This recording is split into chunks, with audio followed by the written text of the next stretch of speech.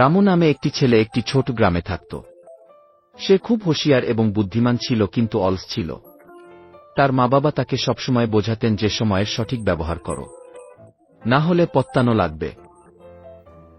কিন্তু রামু সবসময় তাদের কথা উপেক্ষা করত। রামু পড়াশোনা থেকে বেশি খেলাধুলা এবং বন্ধুদের সাথে সময় কাটানো পছন্দ করত। তার শিক্ষক তাকে বারবার বোঝাতেন যে সময় নষ্ট করো না, কিন্তু সে এটাকে মজার উপহার বিবেচনা করত। পরীক্ষার সময় সে সবসময় অসম্পূর্ণ প্রস্তুতি করত এবং ভেবেছিল যে পরের বার সে পরিশ্রম করবে। কয়েক বছর পরে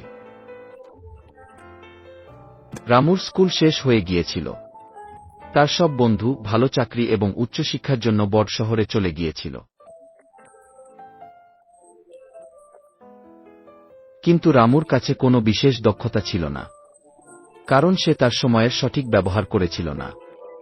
সে বেকার ছিল এবং ছোট ছোট কাজ করে কিছুভাবে তার জীবন নির্বাহ করত।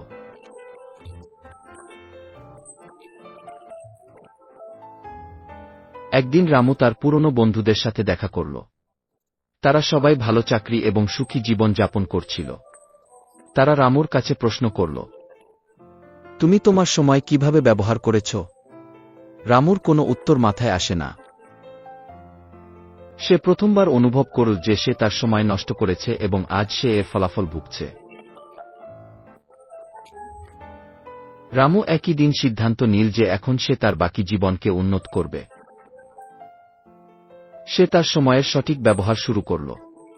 সে সকালে দ্রুত উঠতে শুরু করল এবং কাজ শিখতে কঠোর পরিশ্রম করতে লাগল।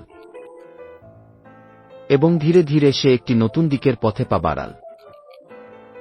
রামুর গল্প আমাদের শেখায় যে হারানো সময় কখনো ফিরে আসে না।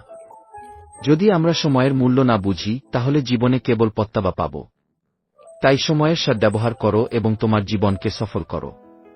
তাই যদি তুমি এই গল্পটি আরও মানুষের কাছে পৌঁছাতে চাও, তাহলে এই ভিডিওটি লাইক এবং সাবস্ক্রাইব করো এবং সুন্দর মন্তব্য করো। ধন্যবাদ।